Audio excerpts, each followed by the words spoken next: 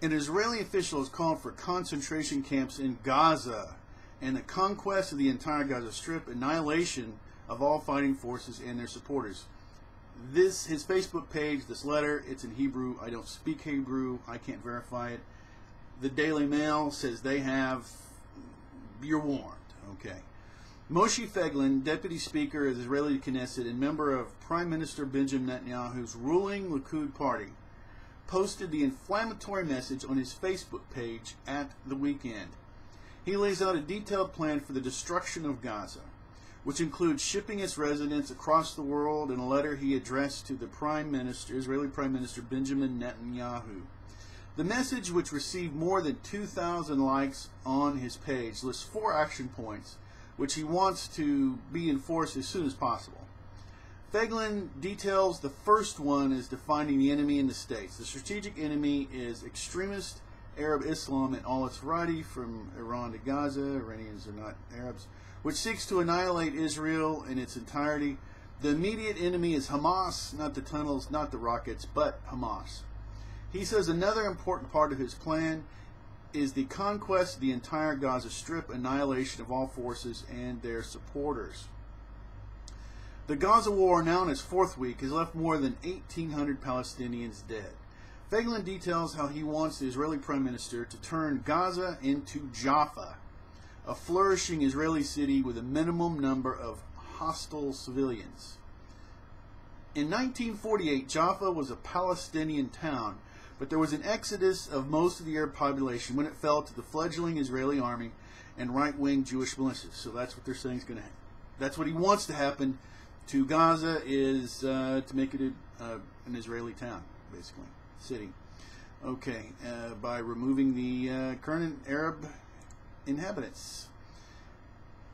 In the letter, he expresses his desire to the IDF to find areas on the Sinai to establish tent encampments. Right? Tent encampments. Does that mean concentration camps, or does that mean tent encampments? So, until relevant immigration destinations are determined, of course, if you're in one, does it really matter?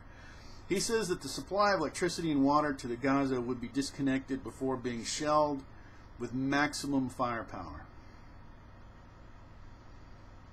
Feiglin explains how the IDF would then exterminate nests of resistance in the event that any should remain. Part of his plan includes shipping the people living in Gaza across the world. He says to encourage the movement, those who willingly agree to immigrate will be given a generous economic support package.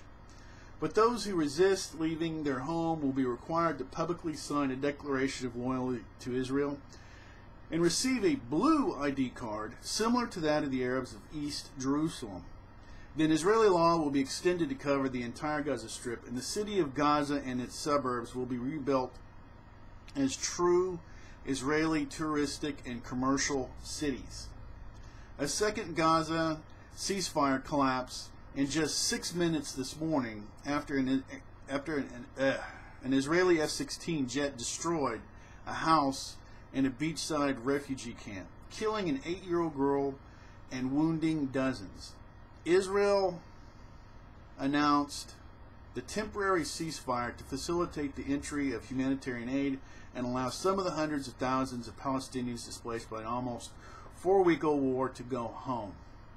Hamas said it would not be observing the truce and warned people to exercise extreme caution when venturing out onto the streets after early temporary ceasefire arrangements collapsed in a frenzy of bloodshed.